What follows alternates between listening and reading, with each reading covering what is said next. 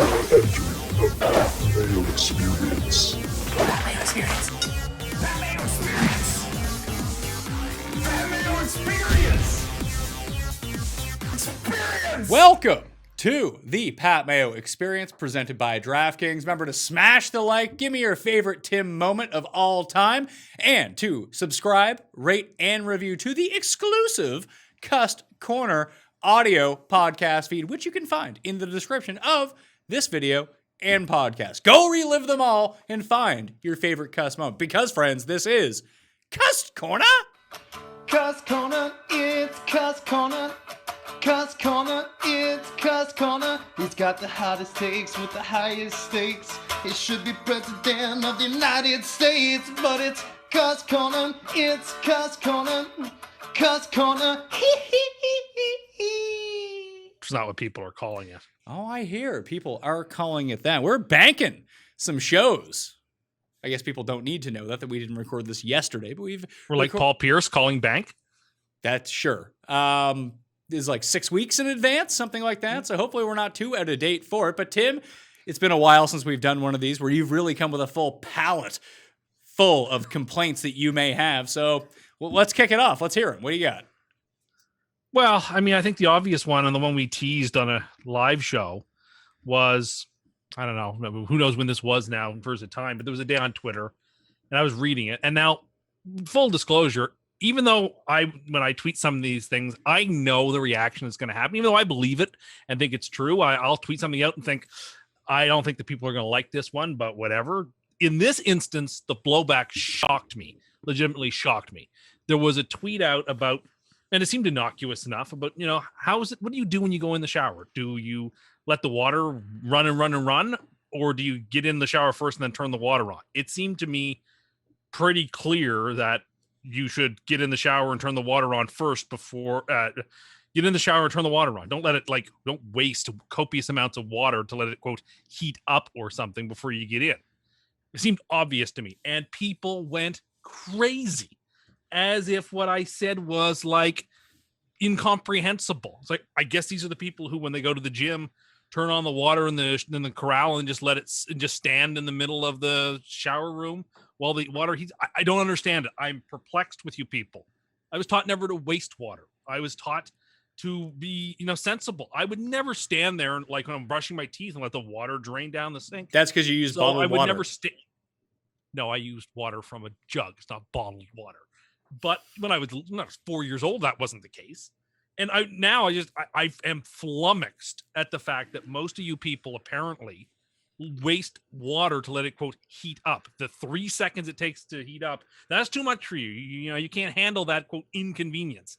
I'm gobsmacked. Just gobsmacked. A few things to really unpack here. One would be, do you know how much water costs? You know what? I don't know what water costs. How much do you think a typical shower runs you in your pocketbook? It can't be more than $3. It's like 3 cents. $3? I don't know. I don't know what water costs. For a shower. No, see, you're paying your bills. The other thing is, this is why you're probably a serial killer. Because, like most people, when they go into the shower and they're standing underneath the shower head and you turn it on right away, you get shocked with cold water right away. That's why it's not like people are turning it on, going out, watching a program, having a meal, coming back 20 minutes later and getting in the shower. They're just running the shower until it gets to the temperature that they like, and then they step in. That might take 8 seconds? No one wants to get hit with a dose of freezing cold water because most people's pipes build up the cold water at the front, especially if you live in a cold climate, which we all do. Yeah. In the wintertime, that's going to fucking suck. Yeah, pipes are cold.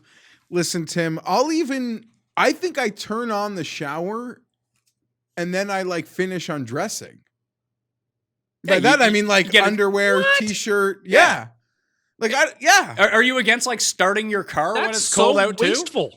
What do you think? It's more than 8 seconds, as Pat said? Maybe 12 seconds, but probably less. I would get in there 4 seconds in, but I would, probably turn the knob and then just derobe, hang up the robe, so walk ready. in. Yeah. So what's that? 7 seconds? I don't know.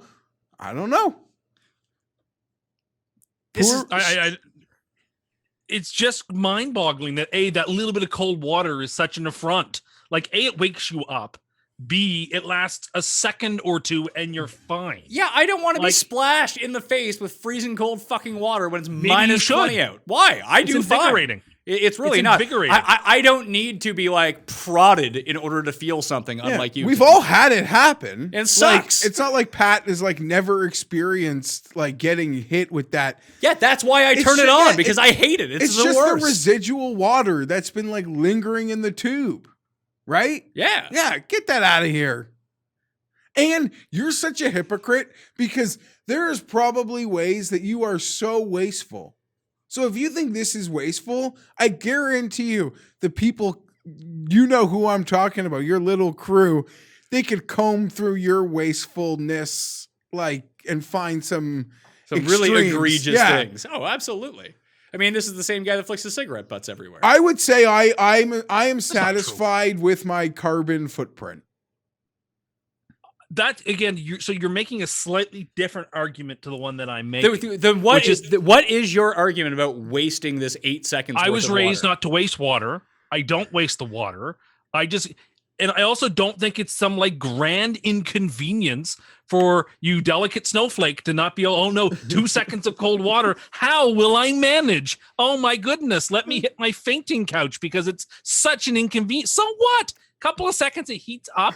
And so then you're what fine. That's the whole point. Exactly. So what is the exact point? I can either get dosed with cold water or I don't need to. I'll take I don't need to. Okay, so let's say that's your position, and I believe you. Which it is for, which you have seen, which is the opinion of like 99.9%. This is what I don't understand. I don't understand how this can be not just the predominant opinion, but such that people are like having a freak out. Like I had like spoken some, impossible spell or something. And I couldn't believe it. It's pretty weird. It's pretty weird. Yeah, it's really no, it's not really. You would say that after the reaction that you've received, you think that your behavior is quite normal. It's less. I see. So when you go to the gym, we're not talking about the gym. But it depends on what I've done at the gym at the same time. If I've gone for an hour-long run and I'm dosed in sweat, I want to take a cold shower so I can close up my pores so I'm not sweating for like the next hour after I leave the gym. If I go and lift and I haven't broken like a huge drenched in sweat, I'm only moderately sweating. I'm going to turn it to like a normal temperature, let it heat up, and then walk into it. I'll be honest with you, Tim. You also don't get naked at the gym, which is the weirdest thing in the world, too. I do when I have to have my shower. I'm just walking around cocked out. It's a gym locker room. I'm a little more modest. If I am at, to Tim's point, I guess, if I am at like a place, golf locker room or a gym or like just thinking of that, I wouldn't waste because I would want that experience to be like I want to just soap up, do my thing and get out. Sure, like you could be in a rush in the morning, but if I'm home in my own shower on like playing a home game, I'm going to do it as I want. If I'm at like a public gym, a public setting, I would probably try to like squeeze myself like away from that initial spray, but I would be in there for it. Because I just want that whole thing over. Yeah, and no one is saying that they're not doing that. Tim is just making a false equivalence. No, I kind of said I'm doing that. I'm literally not even in the confines of the shower. He's saying like at the gym. Like when people go to the gym and they go into their like the, I don't know. the He shower. made it sound like people are like loitering in the middle. Well, they must be because they wouldn't get in the shower first, so I assume they must be. But that's not what we're talking about. We're talking about taking a shower at home. Like the obvious compromise here would be get in the shower and turn the head down. Then what's the difference? If you find it so freezing, then turn it back up. Then what's the difference? Like it seems. Well, I don't want to readjust my shower head. You know how shitty it is to readjust your shower head at all times? That's just more work. I do it all the time. You seem to live the most complicated life for someone who has nothing on the go. I have like are you on the go? Are you filling? Is this what you're doing with your like free time? You have to adjust the shower head 5 times when you go in. As someone who takes sometimes multiple showers a day, and you're the one accusing other people of wasting water. You're taking multiple showers a day. I need to feel clean. I like the best feeling in the world to me is the feeling you have when you've just left the shower. I think that's the best feeling. And so some days it's just one shower, but some days are 2 or even 3 showers. It happens, particularly in the summer. 3 I'll have showers? a couple of cold showers.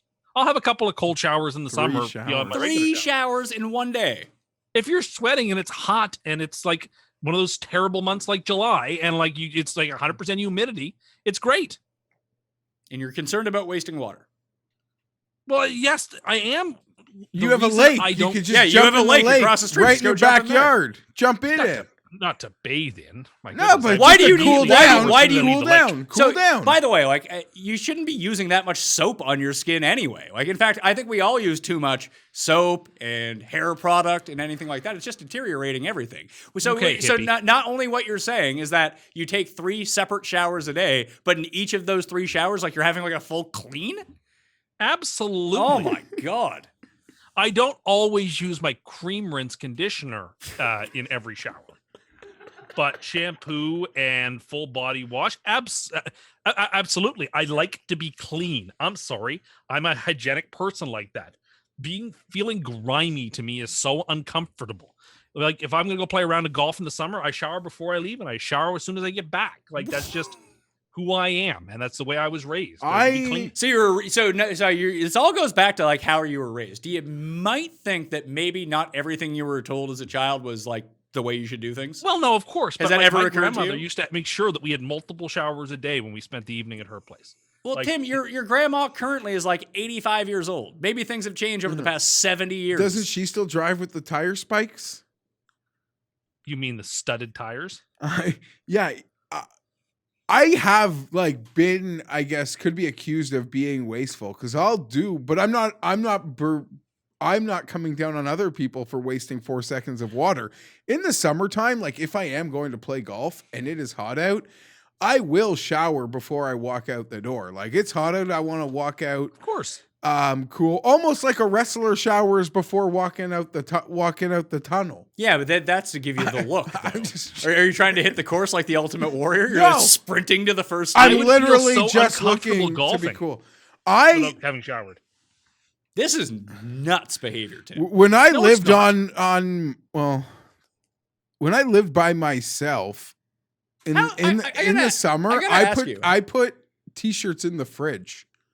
I say I don't mind that move. I like that. I move. literally It's a lot like my old school dryer move, where if my shirt was somewhat wrinkly and I was over at Tim's house, I would just take off my shirt, put it into the dryer, get rid of those wrinkles. It's nice, fresh, and hot when you go out. It's great. Nice, fresh shirt.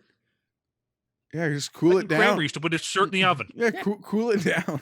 See, I don't mind that at all because you're not putting it in the freezer, so it'd be hard to wear. Yeah, I know. It's just nice and cool by putting it in the fridge. Yeah. How long did you ever live by yourself for? Because in my mind, you've been married your entire life. No, well, I went to university. You lived by yourself in university? Well, I had one roommate, but I would count that as living by myself, although I wasn't, I guess, in the summertime, I wasn't living away. So have you ever lived by yourself? No. Really? I've always would have had a roommate and or my girlfriend, then fiance, then wife. When you're by yourself, you get into particular individual habits that become hard to break. I don't know about that. It is true. Like you just start to do things your way, and then it would seem weird not to do it your way after that. Yeah, but not all of us are just stuck, and once we're in a rut, we cannot lift ourselves out of said rut. Well, it's not a rut, but I am very uncomfortable with change in my routines as a rule. Not to say that I won't endure them when it has to happen, but yeah, I mean, like most human beings, my lizard brain prefers what is tested and true and I like rather than weird change things. I feel like most people are capable of adapting. Weird change, like cell phone car chargers. Exactly. So, Which I now own, I will say. I purchased and put together for a whole $7. I was Put shocked. together. I thought I was going to have to spend $150, $200 on a car charger. This is where I assumed it was going. why do you think Because, that like, everything costs 1,000% more than it actually costs? Well, I was again floored. So after I was shamed by people on this show, I was out and about, and I was at the dollar store to pick up something. And when I was there, I saw they had the little piece that you put into the 40 volt or 20 volt or whatever the voltage is for that little outlet in your car. Because I have a second one beyond the cigarette lighter, and then a cord that plugs into it. I think it's like I think it's the USB because it has that weird little symbol. Anyway, the cord and the charger together, or the appliance that you plug into the hole, $7 total. I was shocked. $7. I was like, I was prepared to go to the Apple store and spend, I don't know, $150, $200 to get me a car charger because I just assumed that's what it cost. But no, $7. Now, it's part of the reason everyone shamed you. Like, because I'm anxious about using it still because I'm afraid that like there'll be like a surge of power from my car into my phone. It'll blow it up. So I only keep it plugged in for very short periods of time. Because I felt like my phone felt a little warmer afterwards. I was like, oh my God, what would happen if like, boom, like a lightning bolt went through the jack and into my phone and blew it up. So let me throw plug it in for a few minutes at a time. Let me throw this theory out here for you. Now that you are plugging in your phone, do you think that the reason that it could be hotter is because it's close to the heat vent? Well, yeah, but I usually don't have the heat on very much when I drive. I kind of like a cold car. When you say a cold car, it's been like it's the middle of winter, Tim. Yeah, once the car gets warm, I turn the heat off right away. Like I kind of prefer it cooler. I find it you're more alert when you're driving, stuff like that. I think you're the same way too. You like a cold car. Well, that's only in very certain times. I hate a cold car now. The first thing I do, like I mean, this might be wasteful, but I go outside to my car and turn on the heated steering wheel, turn on the heated seats, and just make sure that the ice melt a bit on and the then get in and I windshield, sit down. The leather's not cold. It's nice. Feel good when I'm driving. That's how I want to drive. Tim? No, I don't do that. My car doesn't have one of those things. And the only time I ever start my car before I get in it is when I have to like clean off the car. So I mean, at that point, I might as well because it'll assist. Pretty wasteful, actually. Yeah. You could clean the car without. You could clean the outside of the car without it running. The whole shower thing wasn't about waste. It was just I was taught not to do it that way because it did waste. But yes, I still don't trust this car charger 100%. I'm concerned about like You should probably go to Apple and buy a really expensive one. It's less likely to blow your car. No, I don't think that's it. I would be just as anxious. That's crazy. Do you like behavior. Part of the reason people? You don't think it's possible? You don't think that you can have a surge that would blow up your phone? No, I don't. It's car. Especially when I say blow up, I don't mean like it's not going to explode like fireworks.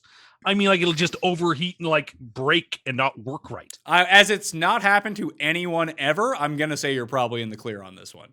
Especially because your car, as you said, doesn't even have heated seats or a heated steering wheel, so it's so old it probably doesn't even possess. No, I drive a car of the people. I'm not. Actually, you don't drive a car of the people. You drive a car you bought off a dead man that still has the dead man's map in it that you still use, which is 25 years out of date.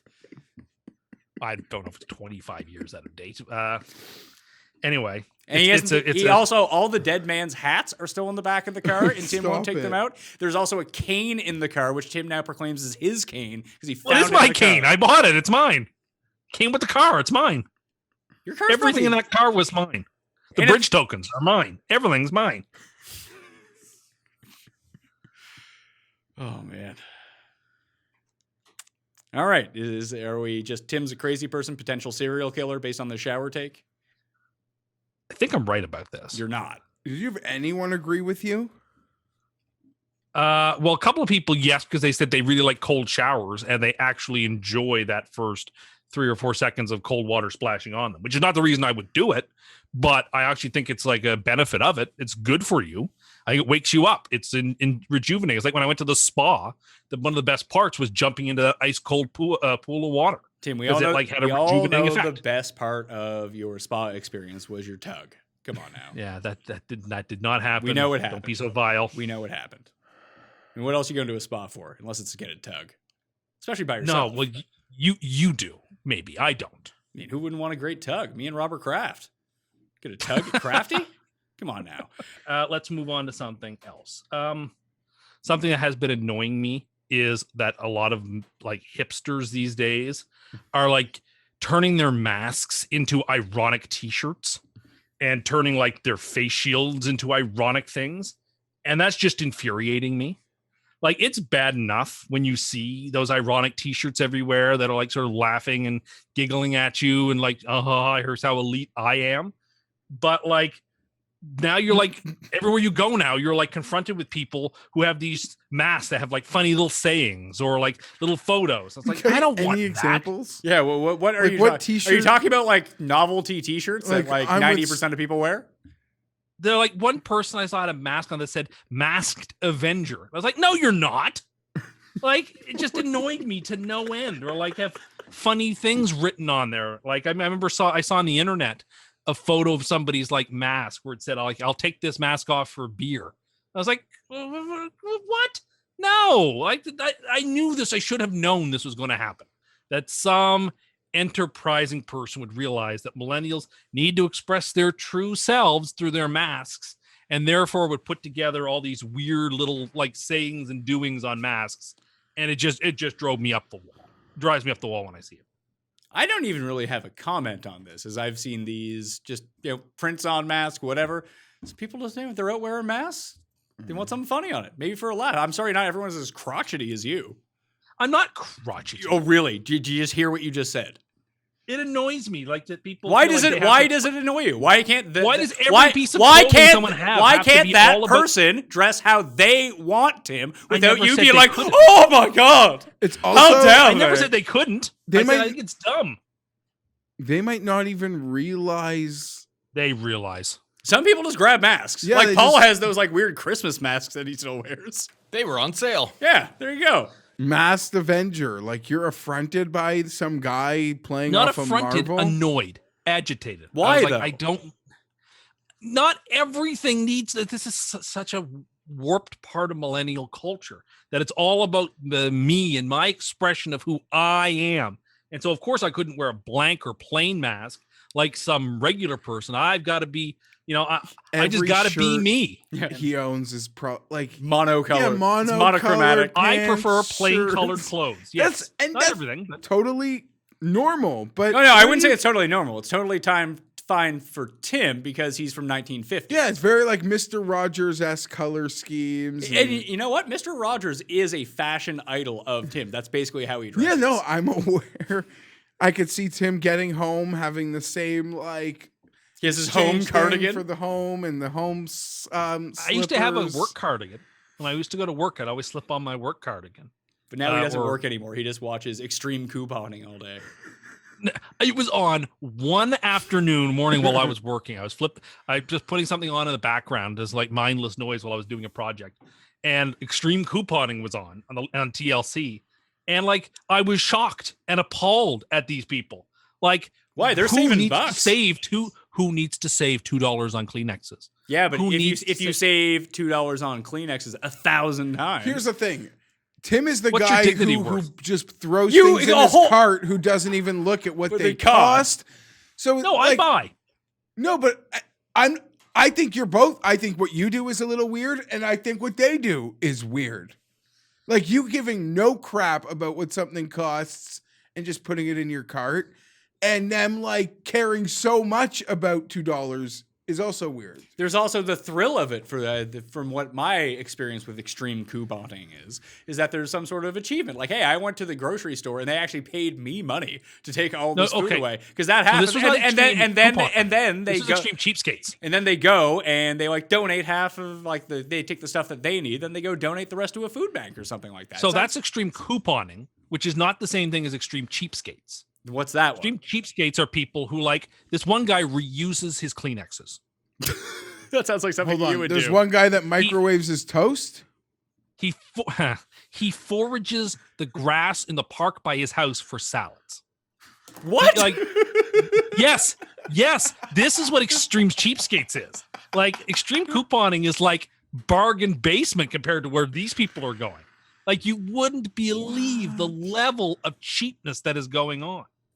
Like, remember how disgusted you were when you told me the story that, like, if you left your coffee around at FNTSY, Cam would finish it on you? Yes. Well, like, these people on extreme coupons, like, go to restaurants and check out who's not finishing their meals and, like, ask that they can have it. Like, that's some good value right there. It's above and this one I say, like, your dignity is worth something. Tim, you told us on the Monopoly McDonald's show that I would just take my food and throw it in the trash at McDonald's, and you, with the sticker still on, unpeeled, and you would rummage through that trash because it's mine.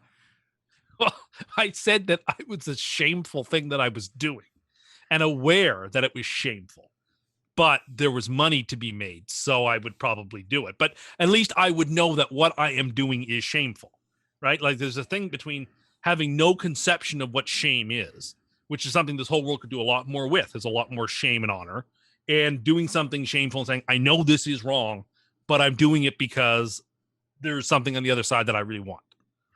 Right? There's a distinction there. No, I think people should lean out of shame. Just no shame. Just do what you want. How could we be any less shameful as a society? Oh, please. People have a lot of internal shame, and it causes a lot of problems in their life. If they could just get rid of that, people would be much happier. I think that there's something to be said for shame and, and decency and because restraint. Basically, you're like one generation away from the fucking Mayflower. Like, come on. No, but I do believe on one side of my family, I can trace it all the way back to like the 1600s and like the Puritans. That doesn't surprise me, because you're still your truth living is that truth. Yes. The fact that you come on a gambling show with us and talk about sports betting, it just is mind-boggling. How does well, that... it just shows you how far I've come. That's right. My great grandfather probably would have had me burned at the stake. Do you think that should come back too, burning people at the stake? No, I don't, because I don't believe in witches or curses. Well, what else are you watching on TLC these days? I have been watching Below Deck, which I think is on TLC. No, that's not on TLC. I've seen a few of those. That's on Bravo. Yeah, Below Deck. It's on Bravo. Okay, all those channels sort of flood together to me. So. Oh no, Bravo is Below Deck, All the Housewives, Southern Charm, Vanderpump, all of those. Like we're just talking about Canada. No, that's actually like on Bravo. No. Like those are the Bravo shows. Those are like the good reality shows. TLC shows are like more or less just what's the weirdest thing you can think of? Like, Dr. Pimple Popper, which sounds like a show Tim would like. 600 pounds. I have been watching my 600-pound life sometimes. I Am Jazz. I Am Jazz. I haven't watched that. Haven't watched that. That one freaks out Tim too much. You can't watch that. No, I just haven't watched it. I just don't have an opinion. I never watched it. We never did that rewatch of She really Euphoria wants to sleep Tim. at her boyfriend's house. Oh, you're up on I Am Jazz. I just you're current. Sounds like it. No, Below Deck is great. Yeah, Below Deck is great, but I don't like the new captain. I think he's too gruff and mean. What do you mean? I like the previous captain. Oh, you're talking about Captain Lee, who is the first captain. You're just watching different iterations of Below Deck, because there's Below Deck Mediterranean. I think there's Below Deck Caribbean now. Like Below this Deck. Is the guy in New Zealand, right? In the New Zealand area, in Oceania. He's the older fellow with the white beard. Yeah, Captain Lee. Yeah, I like him. I find him to be too gruff and too mean. He's a captain of a yacht. He has to be. You could be. If I were a captain, I'd be a little more lenient. You can't be lenient when you are the captain of a yacht. Well, what happened to Captain Bligh when he wasn't lenient? They put him on a ship and sent him off to sea. Like, you have to be a little lenient. I don't know, Tim. I think that you have to have a certain command of what is going on. You need to be. Well, yeah, there's a line between command and complacency. Yeah, but it's just like how captains have to separate themselves from the rest of the crew. They need to be seen as separate, much like Jean-Luc Picard of the Star Trek Enterprise, or Starship Enterprise. He never really mingled with the crew. He was just sort of separate from the rest, because it influences your decision-making. You can't play favorites when you're the captain. You need to do what is best for the customer and the ship. I guess I'd be like Barack Obama. I'd lead from the crowd. I'd lead from behind. I'd want to be amongst the crew and spend time with them and be friends with them and still be able to make my decisions. I wouldn't feel like I need to be above everybody else if I were the captain. Sorry, where was the insult there? Yeah, that's him taking his veiled shots. But there's also, actually not so veiled shots, but when you're dealing with something like an 8-person crew on a yacht, and the people that are renting this for like $150K per shot per weekend, you need things to go in very strict order. And the people that you're dealing with, unlike Obama, when it comes to his management team, eggheads, Ivy League eggheads, who might have their own ideas, but they're going to fall into line. These people who are working on the yachts are like vagabonds, like who you really, some of them are. You really need, like, these are not like the highest quality of like strict people. There's a reason that they're working on a yacht. As long as you have a good chief steward, you as a captain should be relieved from a lot of those responsibilities and can just sort of relax and spend time with the crew and help to mentor them. And if I were on that show, I think I'd be a really good captain.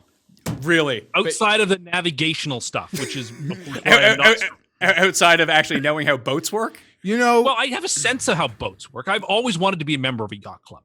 That is a life dream of mine, is to be a member of a yacht club. Tim, nothing is stopping you from stopping you from being a member of a yacht club. There's one right by your house. It probably costs. I know, but I want to own a yacht. You want to own a yacht? Do you? You know, most people at Well, the yacht club don't own yachts, right? Or like a nice schooner or something. They probably spend more than $7 on their phone charger too. And then Yeah, are afraid their what? phone's gonna blow up. I was gonna say from earlier, the ones that potentially could blow up your phone are the $7 ones from the dollar store. They could. So I'm right then. It could blow it up. So, Paulie, what you're saying is It's what I Tim was is afraid right? of. Tim, is that what you're saying? Phones can overheat if you have like a really shitty charger, and it sounds like you got the bottom of the barrel. Will you quit scaring the guy? He can barely use it as his Now this already. is what I thought was going to happen. I mean, it's not gonna happen, but it could happen. This is like when people watch Fox News who have no conception of a story and they tune in. It's like, everything is the worst. You're going to die. This is now what you're doing to Tim. Yeah, you'll be fine, Tim. My fears have now been confirmed. I think Below Deck is one of those shows anyway. I think you put me in any position, I think I'd be good at it. You If I wouldn't last spent some a time. day on that show working any Well, of I the could certainly jobs. cook some of the meals that they're eating. Oh are yeah, very oh yeah, subpar. oh yes, of course, yeah. Wait, I looked at them; they're like subpar. They're sort of thing that you get like at an all-you-can-eat buffet. It looked like yeah, for Like, the not like yeah, high-class Yeah, stuff. yeah, the chefs who cook for the crew, but when the people actually come aboard, they have specific needs that they want, and you have to make it their way, or they fucking lose their minds. Well, no, I get. Listen, I can appreciate that, but I'm just saying, like, you'll watch some of the scenes where like everyone is seated down to breakfast or whatever, and you're like, that was it wasn't extraordinary. You could go to any hotel and get a $25 or $30 breakfast, and it would look like that. Tim, Like, that's not an extraordinary breakfast. Tim, they're at sea. Okay, but they're paying a very big chunk of change to be looked at. If I were a guest on one of those yachts, It's a galley I would kitchen. expect Yeah. the best. It's a galley Yeah, well, kitchen. The guy, like, he does his 5-star best he can do on something. The You ain't getting a breakfast Michelin is going to star be. for those pancakes. Put it that way. What What do you just your expectations are really out of whack here. the other part of this is like, oh, I could be a good captain. It's no different than when he's like, I can could jump from survive. Yeah, space. I could survive the Arctic, but I need 20 minutes and 7 breaks to shovel at my driveway. Or I could survive the Arctic, but I'm afraid of the stairs in my back porch. Like, I'm afraid of my phone exploding in my car. For good reason, apparently. Apparently not. All right, so what else? Any more reality shows that you're watching? Because I could do some reality here. You could. I mean, Vanderpump is canceled because everyone on that show got canceled, so now they can't run it anymore. I feel like those guys. everyone on that show got canceled. Oh, a lot of them got canceled. Yeah, what am I? I mean, it's weird. Like, I haven't been watching. I guess that's reality TV, like Below Deck and that It sort of is stuff. It But is reality TV. It's just not a competition show. It's just straight up reality TV. Like The Real World was once upon a time reality TV. yeah, no, but that's sort of the only thing. The crappy thing about this year is we didn't get a true February sweeps. So like the best shows weren't on this year the way they usually are. That also doesn't So I exist. February sweeps It stop does. being. It doesn't. That's not actually even a term that networks use anymore, because Sure they don't just launch, because no one cares about what the ratings are in February versus any other time. That's why you see so many new shows launch in the summertime now, Anyway. which they didn't do 15 years ago. Not often. You're right. But now they do, because Still, most shows launch in September and January. That's still the predominance of network shows launched in. a lot of them do. Some of them launch at mid-season. Other do summer runs at this point. But frankly, when you're looking at it, it's like, is HBO waiting for September to launch their show? No, they're going to just launch their show whenever. the networks But only they're not do TV. because that's when they have football to vehicle them. For they have Jim Nance and Al Michaels to tell you lead you into the show. Yeah, to tell you what's coming on. All right, what's next? Something I've been taking heat for recently, but I looked it up and I'm right about this, about the medical benefits of it. I get a lot of heat for napping. But here's the thing. All these people who say, oh, you're napping, how lazy, or you're napping, how juvenile. Like, napping is scientifically proven, if done correctly, to be good for your heart, to be good for everything. For example, like when the time change happened, I needed a nap that next day and the day after because I So was stressful. my biorhythms were completely thrown off. And there's strong scientific evidence to show that napping is actually very, very good for a person. So instead of like stroking your beard and saying, "Oh, you're just so lazy," or "It's so blah blah blah," or like looking down on someone for napping. Napping is good for you. It's about self-care, and I think self-care is very envious important. of someone who can take naps. I have 2 young kids. I don't know. Yeah, before I had kids, I used to nap all the time.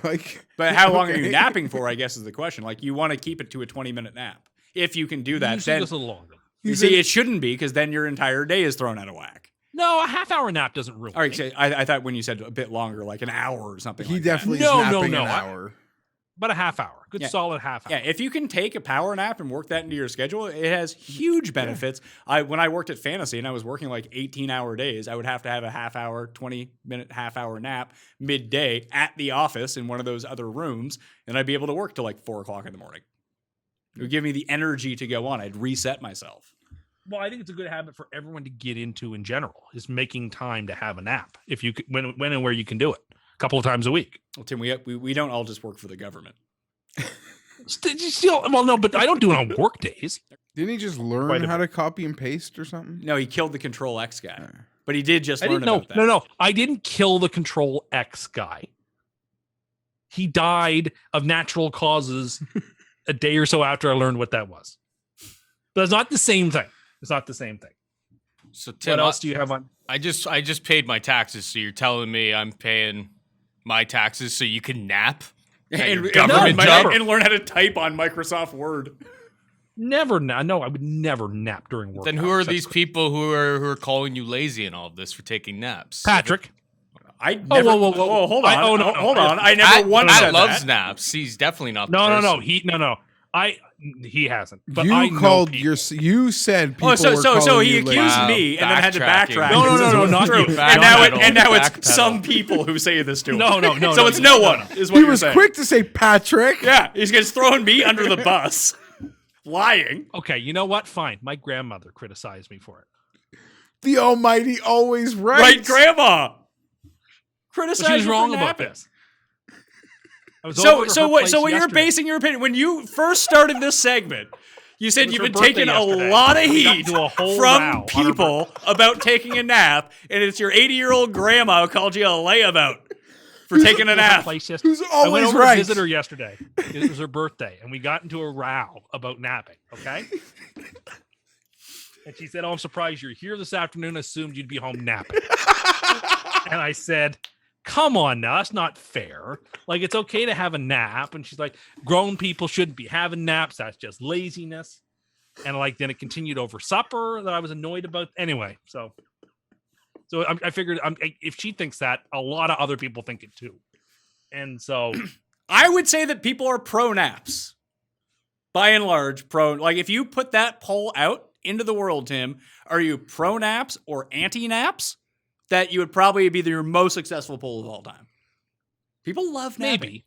But it also gives people an excuse to, pretend how busy they are. Say, "Oh, I wish I had time for naps." That kind of stuff. Like, all right. Sorry, I can't get. For me, this whole thing stops and ends with you having to frame this discussion that you were being bullied on this issue by a consortium of unnamed people. But it was just your grandma. But you were just like calling into your own radio show to raise a topic you wanted brought up. And then my father chimed in. He agreed with her. He said that it sounds like the world is against you, Tim. Well, I was unhappy. And also we went to get KFC and they didn't get the order right, because I like to order no wings and extra drumsticks, but they didn't order it that way. And so there were like wings and stuff in the bucket, and like that annoyed me to no end. It's like a waste. It's funny because when I go and get wings myself, I'm a big drumstick over flat, like of that part of the wing type person. But when it comes to KFC, I actually like the wings a little bit better than the drumstick part. Really? Yeah. How is that? Like, I'm the opposite. I find, because I haven't eaten KFC in a really long time, but there's a crispiness factor that I feel like is achieved much better on the wing part rather than the drumstick part. Because, who doesn't love the skin at KFC? You get more skin. Oh, yeah. On the wing part. And the meat is juicier on the wing part than it is on the drumstick. And it's not like like when you go and get like 12 wings or a dozen or a pound of wings or something like that, and you're thinking about like the convenience factor of trying to eat them, it's easy to take like a mini drumstick, put it in your mouth and just go and just suck it right off. Where you have like the 2 bones in, then you have to eat around one of the bones. It's harder to do in that way. So the convenience factor for smaller wings, like when you eat chicken wings, that kind of thing, would be one way. But when you go to KFC and everything is larger, I think I would prefer the wing that way. And I can see that. And you use a knife and fork for KFC, don't you? Well, I don't like getting my hands greasy, right? Or else you have to shower. Yeah. No, I don't have to shower after I eat KFC. Ha ha ha. But no, like if I have to touch it, I'll try to touch it with one hand only so that both hands don't get greasy. And they changed the coleslaw here, and we all complained about that yesterday. It used to be that like the bright green like coleslaw, like the Dixie style coleslaw, and now it's like the clearish, like whitish coleslaw. It's just not as good. It was all very annoying. I'm pretty anti coleslaw, so I really don't have an I love opinion on coleslaw this. when done right. When done right, it's a great salad, but it wasn't quite. Can you call it a salad? I think so. It's cabbage. I think you can call it a salad. I don't know how to quantify that. I feel when I think salad in my mind, I think healthy, and coleslaw is the opposite of healthy for you. I bet you it's healthier than a Caesar salad. And that's what I was going to say, that there are certain types of salad just based on the stuff that people put on them. Like someone will tell me like, oh yeah, I'm eating healthy. I'm having a salad. And then I watch them with their salad. It's just full of cheese, croutons, and as much dressing as they can put on. Like you were better off having 2 Big Macs at this point, based on what you've put on this salad. You're not eating healthy whatsoever. So I'm always confused. I don't love salads. Just because I kind of have that opinion of it where unless you're really juicing it up with the stuff that makes salad taste really good, it's kind of uneatable. And then at that point, I made a salad the other day. It was delicious, and it wasn't inedible. It had lots of bell peppers in it, and it had let's see, what else did I put in it? Cucumber and shredded lettuce and a little bit of cheese. And I like to use real lime or real lemon juice. Like I drip that on top of it. Mm-hmm. And by real lime, I mean like the little bottle of real lime. So not real lime. So not real. But that's what it's called. That's the name of the brand is Real Lime or Real Lime. That's good marketing on their part. So not a real lime. And how much dressing? How much dressing did you? That's my dressing. That is my dressing. Okay, so that would be one way to see. I don't know if I would. I would rather just eat something else at that point. That does. I like that because I made homemade teriyaki salmon, and so I made this side salad to go with. Did that look? That sounds pretty good, Tim. That was delicious. And that sounds like a very healthy meal. Very few people will go with like. How often do you eat salad? Do you eat salad? Because I really don't.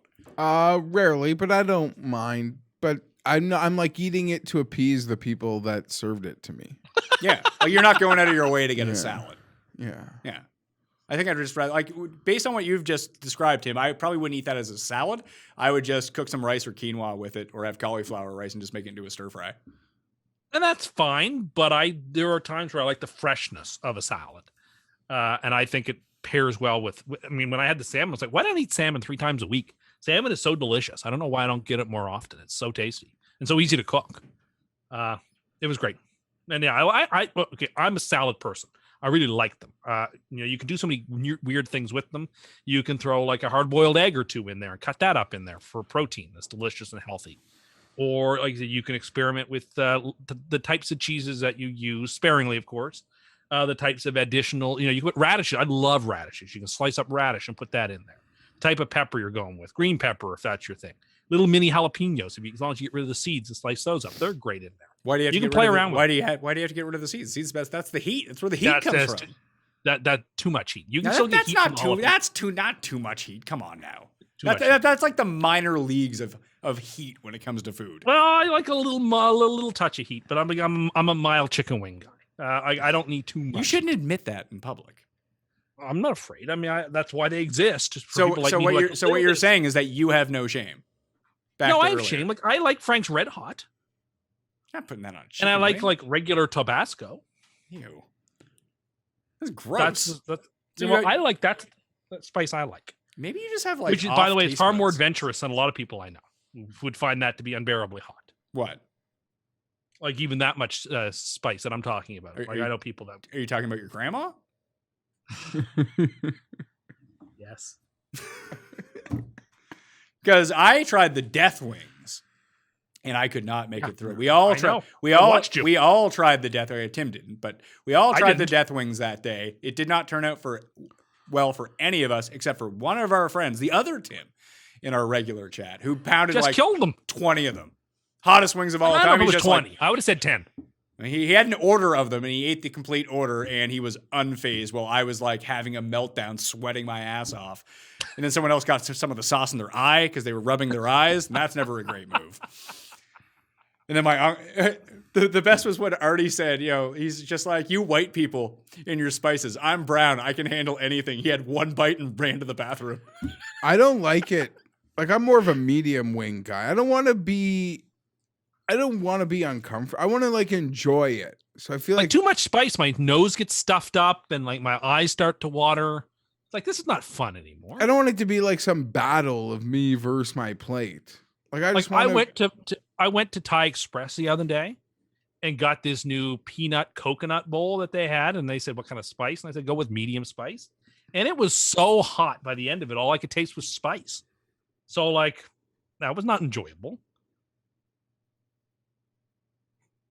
It's really sad that you admitted going Not to sad. Thai Express. Well, I've been adventurous in trying several restaurants around the city in the last couple of months, trying to patronize local businesses. So you decided to go to a business that is definitely not local. You went Well, to a local. giant chain. And if you're adventuring out of your house, because and you're going to these new restaurants, you pick Thai Express. I hadn't had Thai Express in a while, and I like it there. And so I walked in and got it, and it wasn't as good as usual because I didn't like the spice. Okay. What other local restaurants are you going to? There's another place nearby there that's a local sort of Thai and Chinese mix where I got their salt and pepper calamari. And what else did I get? Some mango shrimp, which are quite tasty. So you've been to one chain Chinese or Thai restaurant, then one Chinese food restaurant? And I went to a Greek place as well. Okay. Where I got calamari and a Caesar salad and risotto balls. You're big on calamari. I love calamari. It's delicious. I love seafood in general. Did you know, and this is something you can actually go Google after the fact, and Tim, this is going to disgust you. Uh-oh. That apparently Don't ruin things for me. Don't ruin I it. like Even I- if I- don't. I'm gonna not ruin saying that calamari here? What's I'm gonna not happen? saying that this is the case for all calamari. Uh-oh. But pig anus substitutes as calamari if people run out of actual squid, because apparently they taste exactly the same. You can Google this and go look it up, and it happens at seafood markets. Okay, well, I go to You get some pig anus in your mouth, and it tastes very nice, right, Tim? Well, I can't speak to that, but I will assume that the places that I've been patronizing Well, don't do that. well, the places probably wouldn't even know that this is what they're getting. Like, they wouldn't have any control. It's not like they're catching the squid. So if you're only getting the rings and no tentacles, dead giveaway. Yeah. You're getting pig anus. Oh God, Did you only have rings and no? I've had both. Uh-oh. God. What's the difference? You said it tastes good, but what does it matter? Well, it did, but like, Well, it does. It didn't. It's not a did. It does taste good. So what's the that's difference? not what I. But I wanted. I'm sure it was squid. It was very good squid. Where else have I patronized recently? No, Tim was off of McDonald's and Diet Cokes for Lent to claim he doesn't have an addiction, and then the only thing he talks to us about every day is how much McDonald's he's going to eat as soon as it's over. That sounds that's classic addict behavior. Oh, I quit heroin for 6 days. I'm good now. Let me do some more. I can do it again. I have been remarkably well behaved and haven't touched the stuff since the start of Lent, and I'm thinking that if I continue to be as well behaved as I am, maybe after Easter, to reward myself, I could have a blizzard. Ooh, look at that. That's a slippery slope. Well, maybe, but I'll just have like one or two. And So before now we're up to 2. and before you actually able to order one, you'll just go stare at the menu for a little bit.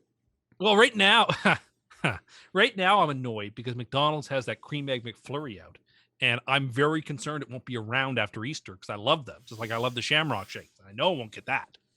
So my wife has been listening to CUST Corner recently. She's been catching up, and she's like, "You're too mean to Tim. And then like 5 minutes later, she's like, oh, I get why. Because she hears something that Tim says. But she did point out that Tim, when you were growing up, were you withheld certain things? Because it was her observation that, like you just said, you want to make sure that this McFlurry is still at McDonald's by the time that you can go get it. Like, you're so afraid of missing out on these things that always come back. It's just like when there's a sale on something, like you need to go get it. Like that thing would never be on sale ever again. That like, what is the issue with this? Why can't you just wait? Why do you need it right now? Well, it's true. When I was growing up, I didn't have access to this stuff whenever I wanted. Well, like and now no I'm kid worried, like, did. Okay, but like now I can, and I'm afraid that I'm going to miss this stuff when it comes around. Like sometimes things come out and then they never come back again. And like what? What's a good example of this? I like that you have no examples of any of these things that you say. Everything. I get concerned very quickly that when I see things are limited time only, I want to try them right away. Because when I was young and a kid and watched TV, like there would be like something advertised for limited time only. And if I didn't get to go to that place, then I never got it. And I don't want to be that person anymore. Talking about, I like, want to the be the county person. fair. Like, what are you talking about? Like you would see like McDonald's advertise a burger or something, and it would be like limited time only. And like McRib. 8-year-old or 10-year-old me couldn't just go get it. And maybe it came and went. And I remember they had like a triple quarter pounder at one point. I remember thinking I would love to try that. And like it never came back. And so like that will never happen to me again. I'm not going to let that happen to me again. I missed out on You can just add an extra patty. You literally, this is all like about a missed triple quarter pounder as a kid. This is something else. Everybody has this in there. I'm sure if you were to comb your own personal experience. Like when you were a kid, did you get McDonald's? I don't disagree with Tim that if we all comb something, there's something that we wanted that we never had, then we never got. And then, like you said, we'd have to comb to remember it because most people don't fixate on it. Like I didn't get fast food a whole lot growing up. And now I feel like I can have it whenever I want. And it's a liberating experience because I can do something I couldn't do before. So like your wife is right that I was withheld these things and now I can have them. And I'm anxious that like I will miss them and never get to, and I will for no reason deprive myself of this thing. But you are now a grown adult. Money is no longer a concern for Tim Too Rich. Doesn't even look at the price of things in the grocery store to buy. But you know that this stuff is coming back. And in fact, if it doesn't come back, it probably wasn't worth your time to go get it anyway.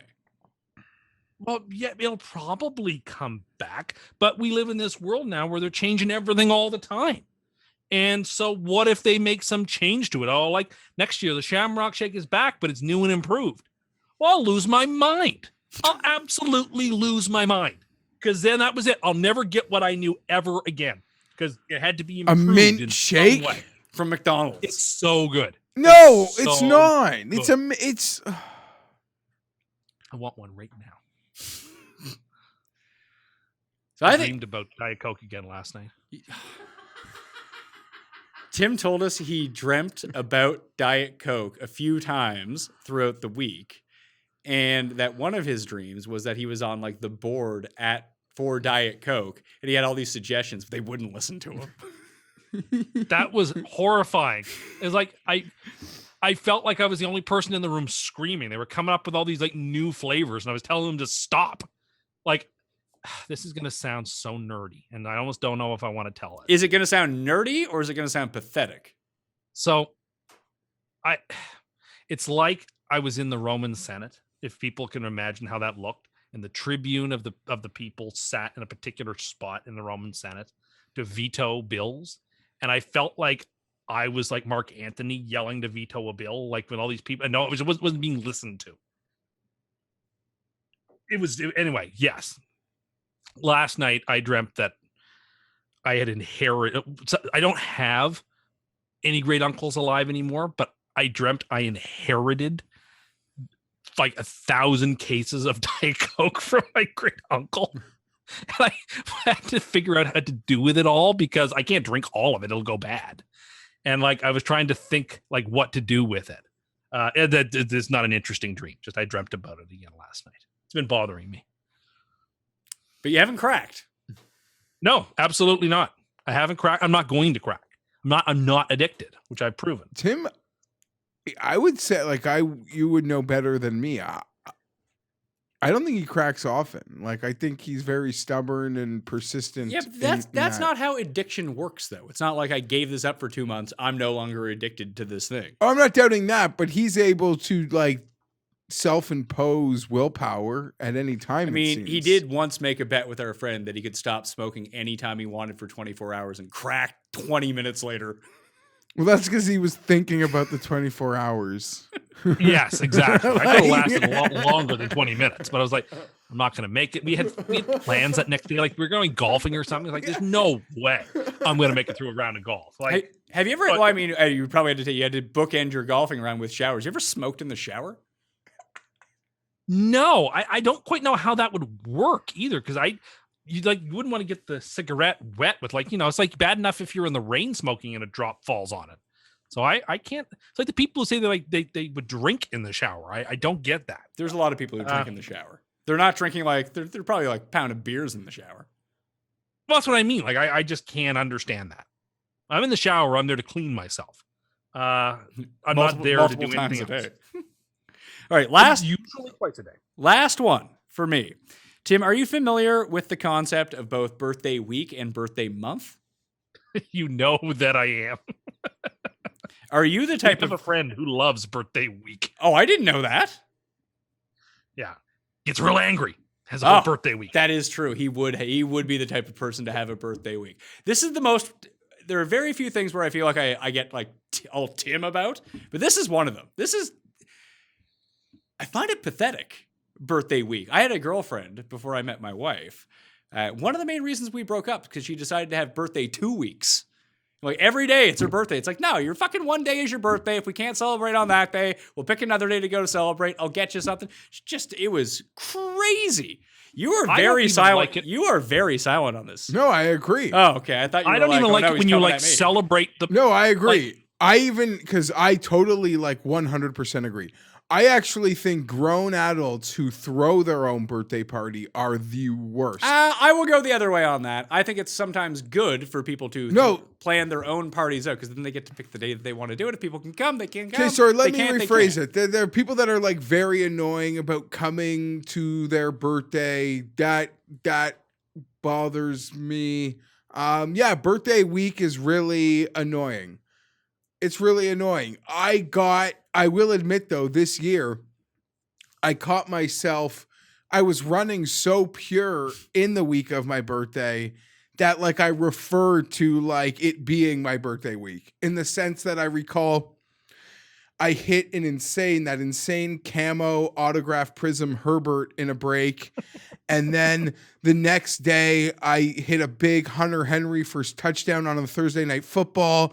And then so you were just having a lucky week. Yeah, and then the next day, the weekend was my birthday, and I won my big home league semifinal. So I was like, birthday week, I'm running pure, get out of my way. Well, I almost feel like someone but then I acknowledge yours deserves a birthday week because you have such an unfortunate time of year to have a birthday.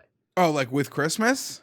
Sure. Being 5 days before Christmas, that's kind of unfortunate. But I even at the end of my birthday week, even apologized. I think I put up a tweet birthday week is the worst thing ever. But there's another birthday theme now. Oh, what is it? And I only know this because you do it. No, because it was recently Justin Herbert's birthday. Justin Herbert, the new Justin Rose. Yeah, settle down. He turned 23 years old, and it was all even Chargers Twitter and NFL Twitter were it's his Jordan year. Oh no! I don't remember being an age and then referring it to. So your champagne birthday wasn't a big one for you? No, I don't know what. Yeah, but listen, nobody likes you when you're 23. That's what I was told. I missed a joke. Blink 182 song. What's my name again? Okay. We didn't all listen to Dave Matthews 24/7. We listened to other bands. Some of us growing up. Growing up, you listened to bands from 25 years ago. Yeah, actually, probably. And then that's a 90s band. Anyway, I get what you're saying. It's like the what's that? When you talk about the Jordan year, what's that movie where Wilford Brimley is in? And once you cross Cocoon? The Firm. Yes, the Cocoon line. No, the Firm. The Firm's I would just totally Wilford Brimley is in the Firm. I don't know. He's in the Firm. He is. Yeah, I but don't know who'd be it's scared called of, I don't know who'd be scared. Like Tom Cruise is getting chased by Wilford Brimley. I mean, the man has he is moving. Wilford Brimley is moving. The man has diabetes. Like, I don't think he's the best heavy to send after Tom Cruise, who's He very is adept at flying. running. Very he's adept in that. If he's not doing his own stunts, I don't know. But anyway, I think it's Cocoon, where once you pass the age that he was in Cocoon or something, like that's a thing that you see. Birthday week is done. I kind of even get annoyed when people like celebrate their birthday on the Saturday, but their real birthday isn't until like Wednesday. No, that's that is allowed. completely acceptable. That's what are you allowed. talking about? Your birthday's It's allowed to allowed. be But on That is actually more beneficial to everyone to do it that way. But then, as long as you don't spend the whole night saying, "But it's not my actual birthday." Yeah, you're still referring to like the same person that we're talking about here. No, not. It just, I think like if you're like we're gonna celebrate on the Saturday, like that's it, like that's your birthday. Okay, we're celebrating it. Yeah, you're allowed. I agree. Yeah, I agree. That's your night. like when That's your you're with birthday your night. friends, that's your birthday party. On your actual birthday Yeah, with your like wife. parents and your wife, you're allowed to like still blow out a candle. That Sure, but it should be very like. Anyway, you've split up your amount of no, birthday. makes total sense. Like, okay, me and my friends are going to go out on this night, but like I'm going out for dinner with my wife and parents on this night. I think that's like on the actual day. Yeah, or whatever day that you can pick that people are free to go do it. And here's the thing. It's not that I'm against one person celebrating. If people want to do birthday week, do birthday week. Just know that everyone else in your life thinks you're a fucking moron. Yeah, don't obligate other people to believe that they should also like respect the fact that the 3 days after your birthday is somehow attached in any way to your birthday. Yes, because if you do it and it's harmless, like there's no big deal about it. But the kind of the people that we're referring to, the kind of person that would want to have a birthday week would then have like 5 separate events that they would feel that you should go to go do it. It's like, I don't have that much time. Well, I'll make the plan to go do it once. We'll do it once. It'll be great. Then that's it. I want to hear about it for a year. Oh, we are in complete lockstep agreement on this. I think most people will come down on that side because everyone, the birthday week / birthday month people are very few and far between, but everyone knows one. Of course. Grown-ups that month. care about their own birthday are also, that's weird in and of itself. I enjoy my birthday. I have not done anything on my Okay, birthday for 2 straight years. I don't which mean sucks. not enjoy it. I mean like a build up, like No, like The like you're a milestone birthdays kid. that really matter now. yeah, no, Like your 40th will be important. yeah, but that just makes me depressed. So like 36, Well, there's that too. 36 is going to be fun. But like my Someone friend, said kids that are 30 were like born in, or like 91. It's weird. Yeah. Isn't that terrifying? Weird. not, yeah, not it's really. weird. That's just math. It's not terrifying. Yeah, it's just math, but it's just No, but when I think of something happening like 10 years ago, I think like 2004. Yeah, because not- you seem to have no concept of time. or the movement of any progression, whether it be Well, no, that's not true. technology or Yeah, he just got a phone charger in his car for the first time ever. Which apparently, Paul tells me, is now dangerous. So when you start getting older, you only have so many friends at this point. Especially like localized ones that can actually like, I don't know, like if you told me tomorrow, like Jeff's like, hey, it's my birthday, we're having a thing, like that would be tough for me to get to because I have a wife and 2 kids and we got to figure out what to do with the kids in order to leave the house. And like quarantine and like COVID aside, just in normal times, I would have to figure out how I was going to do this. So I need a ton of time to like give you a date so I can kind of figure it out. If you know what I mean on that front. 100%. So I have a friend who, I mean, Paul's birthday is like 3 days after mine, but we have 2 separate sets of friends that we can go celebrate with. Well, celebrating together at the same time. But I have a very close friend, and our birthdays are like 8 days apart. So we just pick one day, whether it's like closer to his or closer to mine, whether it's convenient for everyone else. And that's just the day that we can get together. And then it's 2 birds with 1 stone. People don't need to go out 2 weekends in a row because that's tough for a lot of people. As 40 inches closer, even after 30, depending on like when you do it, because people still work like weekends and stuff like that. That it's just tough for everyone to get out. Pick the one day and combine it together. That would be my solution too. That's seemingly worked out well for us in the past. Last time I was at a combined birthday, I got a cake smashed in my face. When was this? A few years ago now. 3-4 years ago. Oh, I wasn't there for that. Did Butts do it? No, but he says that he wasn't encouraging it, but I think he was the mastermind. But you have no evidence of this. Well, he stepped out of the way at the right moment. Because he saw it coming? Maybe. It's hard to know. Didn't bother me. I actually thought it was kind of funny, but. All right. So I only have one little thing left. Do you have anything left, Tim? Nothing evergreen. All right. So I was thinking, I don't know how this is going to work, but Tim knows I have a fascination with Facebook. Scribble on me blank. Yes, grab when you can switch it over to pirate mode. That was a good over 10 years ago, by the way. That's when we lived in Calgary in 2009. Yeah, so a while ago. But the only people that I really have left on Facebook are all people like I tangentially know or don't know whatsoever. Crazy people on your Facebook. All you have is crazy people. They are just insane people. And I get a lot of enjoyment. Like elementary school? Just people that I may have been in like 8th grade with. That kind of thing. People I've met over the years. But when like Facebook was its thing, you was just like anyone add. classmate ever get in there. I go on it so rarely that the only things that I ever click on to like read or go see are just like people's crazy like memes that they post. Like, what is wrong with this person? And like, but because like when you click on one person, then they get activated in the algorithm in your feed, so you only see what these people are. So I showed Tim my Facebook feed one day, and it's like the most insane shit in the world.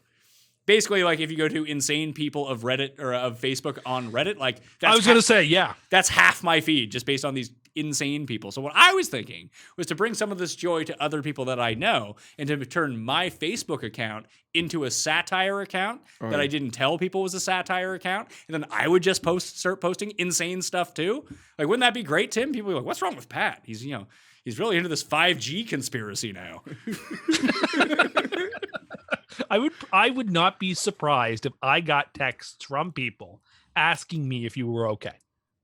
Probably. And you'd have to say, I don't know. Have you been around any 5G lately? And then you could do it too through text. Like he told me that Martians are living in people's brains. But it would be so easy to do. It'd be hard to discern whether the person was being serious or not. Because I feel like most people are being serious. They are being serious. They are. Oh, yeah, they're sincere in their craziness, many people. And on my personal Facebook page, and there's more what do I care? People that are like very in the like climate that we're in, whether it be believing in, the degrees of belief in the virus or your political things, like people are so hardcore. Like in my group chat, there's very often someone like posts something from someone we all tertiary knew at some, like whether it's like at extreme levels of like both sides of the craziness going on. The whole thing would be is think about how little awareness because it comes back to your thing about like shame, Tim, is that, when you do something shameful, you're aware that it's shameful and you just assume that these other people have no shame, but maybe they feel it too and they just don't care. Is there a certain level of awareness that these people just don't have? Is that the part that lacking self-awareness is a real thing? Yeah. So sometimes it's lacking self-awareness. Sometimes it's a need to prove how brilliant someone is by proving that they understand this complex thing that you never really thought about before. Sometimes it's just delusion. Some people are just sometimes deluded.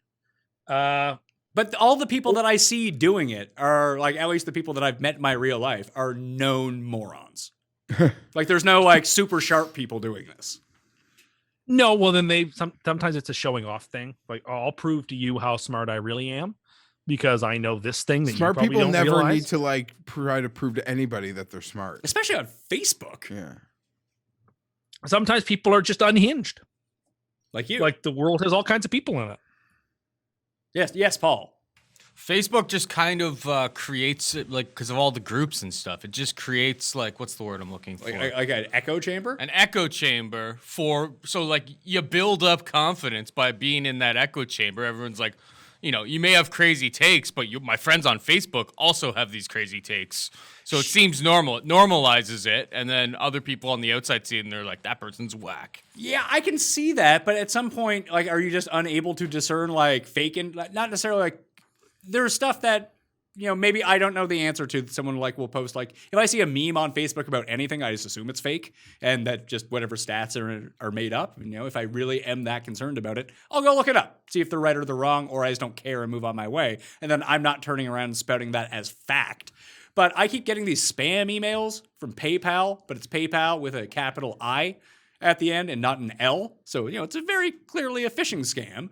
And the font that it's delivered in is like borderline Comic Sans font, where I know that, PayPal wouldn't be sending. Then I look at the email address that it's sent from. It's not from @paypal.com. It's from thousands of letters and numbers all jumbled together by a bot.com.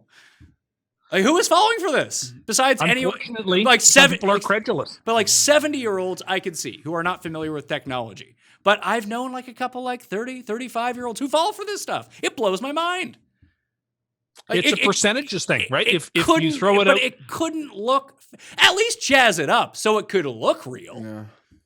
But if your goal is if it's a volume play, if I send it out to 200,000 people and 3 people fall for it, maybe that's the ratio I need to make a killing. So why would I jazz it up? Because I'm doing fine as it is. Yeah, but you still spent the time to program this like virus phishing scam email. You'd think you'd spend the extra 5 minutes to dupe more people into it by making it look like it's very clearly something real instead of something that's very clearly fake. I get it, but for some people, it's like I'm just going to slap this thing together as quickly as I can. And if, again, 1 in 1,000, if 1 in 10,000, if 1 in 100,000 fall for it, I'm in the money. Anyway, to my point, I try not to go on Facebook because it makes me sad. But then I go into like, my aunt's always commenting on things, and for whatever reason, I can see what her comments are on these random things. I think she must spend all day on there fighting with people in comment sections over like COVID. Weird. It's crazy. Craziness. Twitter and Reddit are no different. I would say it's a little bit different. Not much. It's all terrible. Actually, I find Reddit to be incredibly helpful. Like there are certain things. There are certain. It can also be incredibly dark. Yeah, it can be incredibly dark. It depends on what you go to. But if you like, it's no different than like YouTube. If you go and YouTube something that like how to something, YouTube is incredibly helpful. If you do the same, Reddit is curated. If you do that on Reddit, you can find very when it comes to like setting up a studio or setting up wiring or why is my Adobe Audition fucking up in this very specific way, there will be a Reddit forum with people giving like legit answers to things. It can be very, very helpful. I don't see the point of like going back and forth, like fighting with someone over like the royal family or something like that. Sam Darnold. Or Sam Darnold. That seems crazy to me.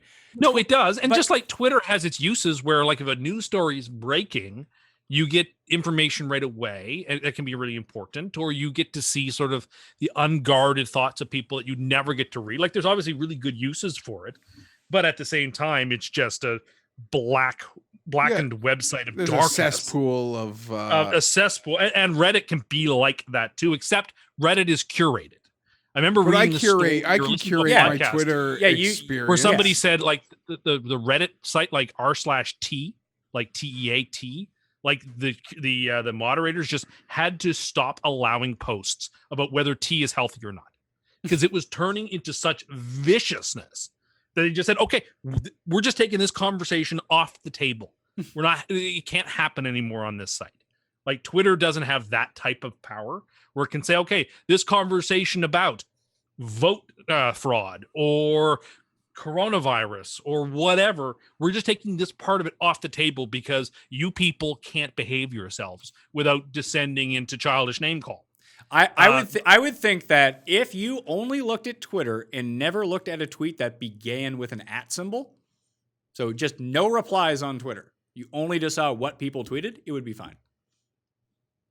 I think the quote tweet function has been one of the worst developments because this just gives people a chance to encourages people to dunk on other people, which is a terribly addictive and fun thing to do. This is the problem. Like it's a lot of fun to dunk on somebody who does or says something moronic, but it's not good for the culture.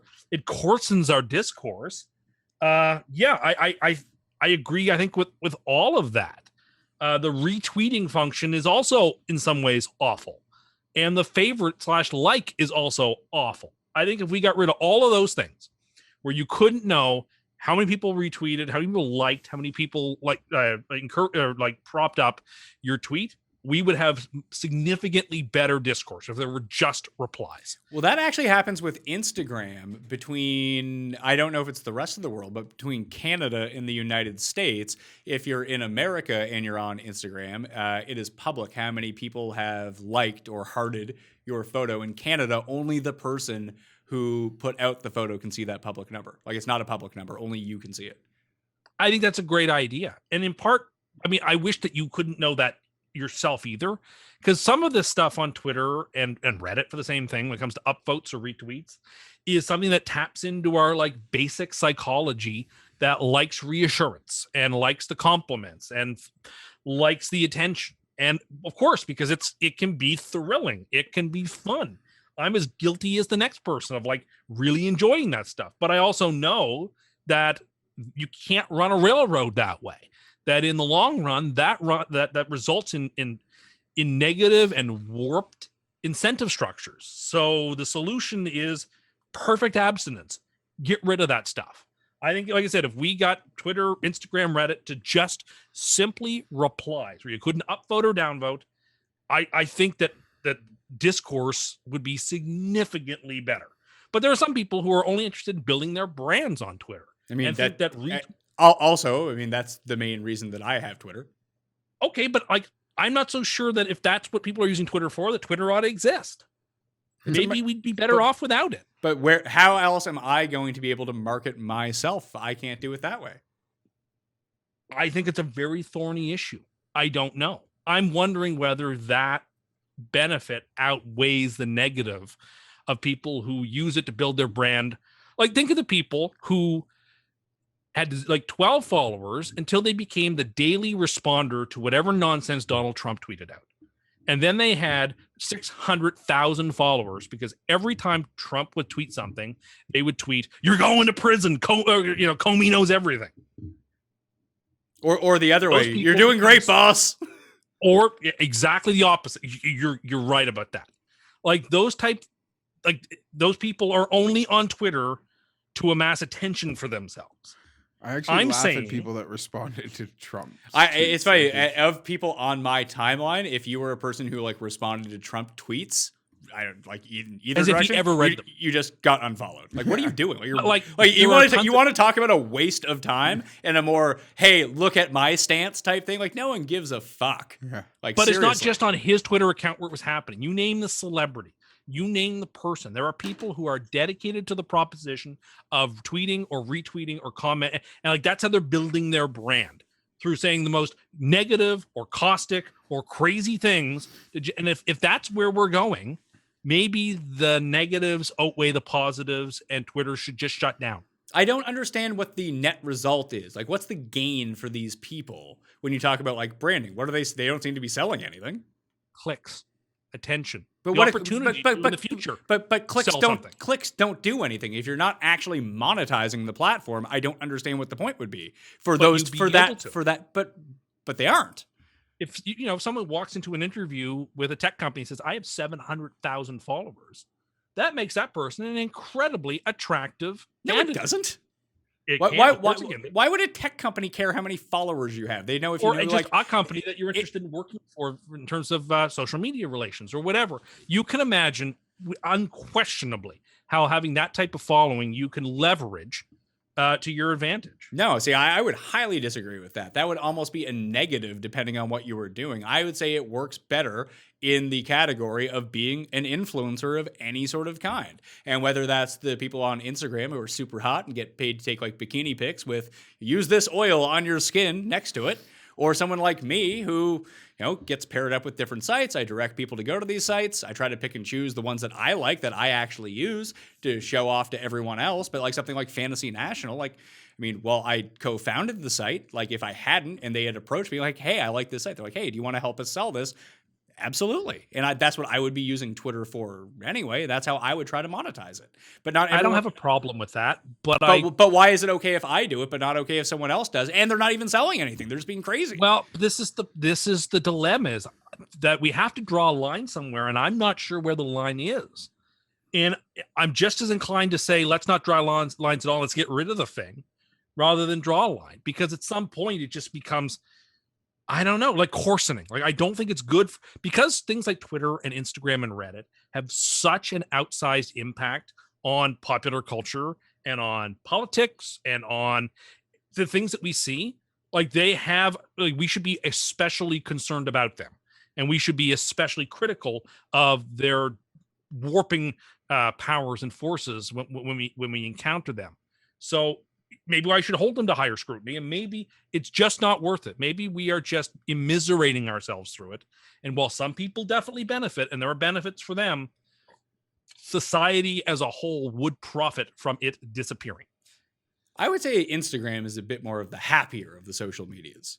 For now. It's just hard to be super negative on Instagram. Well, it's also the phoniest, I would argue. It's super phony, but at least it's not like sad phony. Phoniness is the least.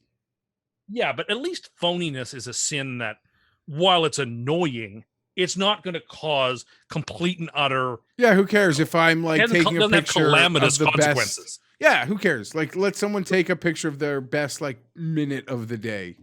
We all know, like, the rest of the day isn't that great. Yeah, great. Sure, whatever. Or someone with a blue check mark who can make money by, pirating questionable theories about vaccines to discourage people from taking them because they're making money from a company from a rival company or something, under the auspices of free speech and stuff like that.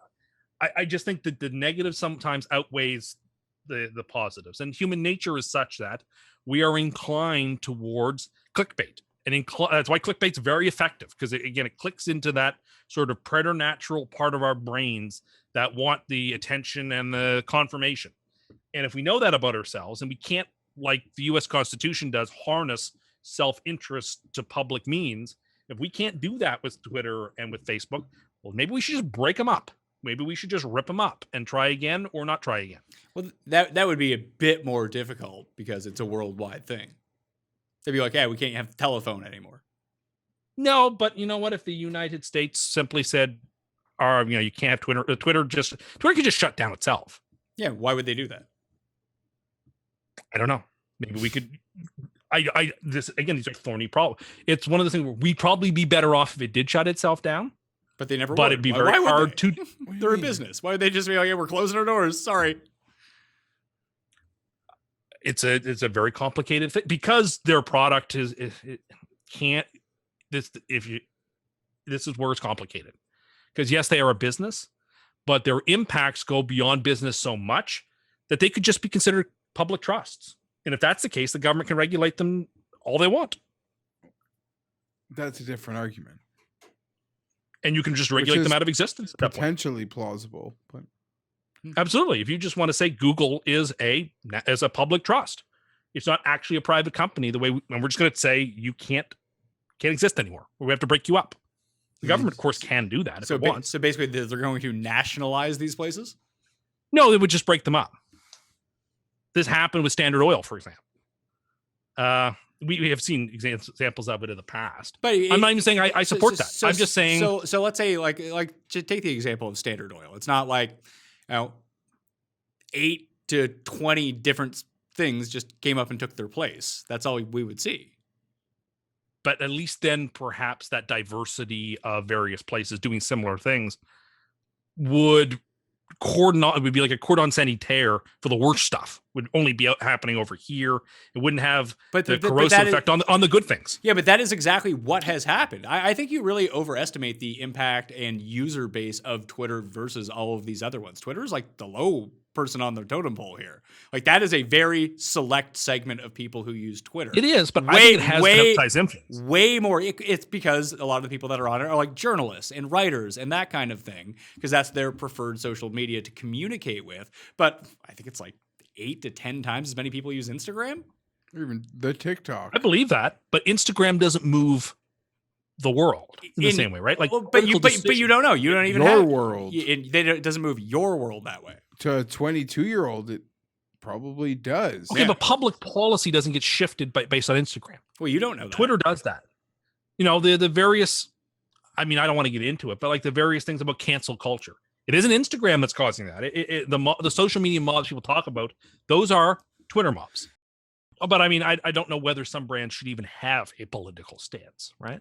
Like, why does Coca-Cola have to have an opinion on anything? Why does Ruffles have to have an opinion on anything? They don't, other than potato chips. But they don't necessarily have an opinion on these things. What they're looking at are the opinions coming out and trying to align themselves with what they think is going to be best for their business. Because a lot of it right now is, if you're not like pro wokeness and pro left, then you're going to lose that entire consumer base, where the other side just doesn't really care. They're going to eat Ruffles. Yeah. Or like Pepsi tried to have the Jenner girl solve racism. Yeah. It Didn't work backfired on them. Yeah. So like, if you're almost placating to the mob a little bit as these corporations, because you don't want to lose that consumer base. If you think that there's the big part of this with everyone in the middle who just doesn't give a shit about any of this stuff. And that's the majority of people. They just want to buy the product they like. just want to eat fucking chips. Yeah, they just want to eat chips or eat the soda. That's their favorite. Paul? That's it. This is like when chicken sandwich place. What's it called again? Chick-fil-A. Popeyes? Chick-fil-A. Chick-fil-A. Oh, yeah. When one arrived in Toronto, I went to it, but I was like ashamed. I didn't want to like say on social media I'd went to it because I thought that left-wing people would be mad at me. I don't really give a shit either. Like I don't agree with what they think. But like, you like a the chicken But it's also sandwich, part of- a chicken sandwich is a chicken sandwich as far as I'm concerned. Like, But I it's can also just not part of Paul's brand to like share his lunch on Twitter. Yeah, So he's no. like, there's really no point in me Yeah, sharing what is this. the upside of this? All So- I'm going to get are the people that like. Yeah. Yeah, the only attention I'm going to draw is going to be negative attention. But to I was people kind who of care about like this. me and my friend that went together, like, because like all that stuff was out in the news. We're like, all right, we just can't really tell anybody because like people are going to judge us for eating a chicken sandwich. When at the end of the I day, think it's just a Chick-fil-A is chicken just sandwich. As bad. I think it's just as bad that a company like Chick-fil-A has unwoke open opinions as it is when some other company has openly woke opinions. Like, it's a chicken sandwich place. Yeah, but it all doesn't have this, to have a view on. Yeah, but these viewpoints this, are just that, or a the part other of type of equality. Yeah, but they these should just be silent about it. But these No, but it was viewpoints, a southern chicken joint that was just appeasing to the southern base of consumer. I don't know. I take the MJ view, which is that Republicans buy sneakers too. So I'm not going to do anything to upset them. Yeah, either. but Just not take a stand. But then they live their but but this- they but live this their also- truth by being closed on Sundays and like leaving Which I- cash. The line in that drive-through on a Sunday would be enormous. it also creates demand for the rest of the week. Oh yeah, there's nothing makes you want Chick-fil-A more than seeing a closed Chick-fil-A. But I'm when- sure that that's true. But when a corporation has a political opinion about anything, it's usually a marketing strategy. Usually. Most of the time, even when it's Or they're just saying to the mob, "Eat me last," which is not a strategy, but that's probably what they're taking. Like, did you see the Burger King on National Women's Day? Like to read like what they wrote in the actual like op-ed Sure. piece and the advertisement was like it made a lot of sense. The way that they tried to market it did not. That did not work out for them whatsoever. but like Of course not. But that nonsense wouldn't even that type of nonsense article wouldn't have come out 15 years ago because no one would be trying to one up each other on how socially conscious they were 15 years ago. Like you could just say that Burger King supports developing and sponsoring women to help cook with this, that, or the other. Well, I wouldn't call it nonsense, but because of this, we're seeing more people of whether it be women or whether it be people of color get elevated up into spots they wouldn't normally get because people are actually talking about this now. This is this is an actual going concern. So if that's going to be the outcome of all of it, I mean, it doesn't seem like it's that huge of a problem. No, listen, I think it's great to see people who were particularly in the past marginalized get opportunities to do things. I think that's all great, but the big red headline that says the butt of that part is like it's good. There is no but. Like, so you have to deal with a shitty headline that like. well, but the but cares? is you don't need to have crazy headlines like that to do things like that. The but is you don't need to try to one up some other company on social media to do it. You could just do it. Yeah, I mean, but if you're not pressing people's feet to the fire, especially these giant corporations, they won't do it. Bill, let's talk. Isn't that just a glorified public relations campaign that comes with a tax absolutely. write-off for a charitable it does- donation? and I do think that it helps a lot of people. I don't doubt that. They put out But a it is lot a of huge- great it's a huge pieces, but marketing it is and cash just a grab. PR marketing campaign that also gets a big tax write-off included in it. Yeah, absolutely. And then they lay everyone off the next day, Womp and womp. they use that as a shield for it. Yeah. But again, it's like the whole thing with the layoffs. It's like they're allowed to still do something nice, charitable, and run their corporate business as they see fit. The timing sucks, but they're a business. They're allowed to operate like a business, and they're allowed to have incredibly charitable endeavors. One shouldn't mean they can't do the other, but optics at that level do mean a ton. Well, I think that's what Tim's getting to, is that once you start taking I don't think that anyone is saying that Bell being pro getting more mental health out in the world, funding for that is a bad thing. Everyone thinks that's a good thing. Yeah. But because the commentary the day after when they lay off 100 people, it's like, well, how is that good for people's mental health? It's like, well, should they just not? Should they just not even do it then? And or somebody tweeting at TELUS, what's your view on mental health? Yeah, exactly. Why don't you have this out there? Like, that's not healthy either, right? Yeah, and then Sportsnet has to then probably pro mental health. Yes, you're right. That they're also pro mental health, but they don't. Do they have to have a day about it too? Do they have to have anyway? I remember a couple of years ago, every time something would happen, people would ask Taylor Swift what her opinion was on this issue. How she said that, I think it was 2016 or 2017 was a great year for her. And people lost their minds at her because she wasn't speaking about this political issue or that political issue, and then was forced, I think, to support a political candidate in Tennessee who lost because she picked a Democrat. But who cares what Taylor Swift's opinion on the budget is? Or who cares what her opinion is on whether the election was stolen? But she can get people to vote. Yeah, that's the thing. You don't care, but there are people who There are people that care because she can literally get votes activated like crazy. When I say like Oprah. It's why do I care what Maytag thinks about these things? Or what General Motors thinks about these things? I don't. I couldn't care. Why should anybody care? Why should they be forced to prove just how noble they are? And we all know that we all know that these giant corporations aren't noble. They're just telling you what you want to hear for the moment, so you don't turn on them. Like Tim, the same way you got all triggered. I don't think that's true. I think they're being staffed with people in their 20s and 30s and late teens who have these people can't, someone who's 19 or 20. Yeah, there's just a lot of opportunity in decision making at corporations for 19-year-olds, Tim. So maybe that's too young, but I think there's definitely people in their 20s and 30s who cannot disassociate public and private life, and who want Maytag to have a public facing view on this social issue or that social issue. Which would not have been, and I think that's only going to happen more and more and more. Well, there's a part of this too where, let's say, yes, because of the social team, they want a certain branding to go out there because, as you said, a lot of people can't separate their business and personal life. It's all just one thing to them. But most of those people are under 40. So the campaigns that they're running for these sorts of things, if they are a big brand, they even take something like Maytag, for example.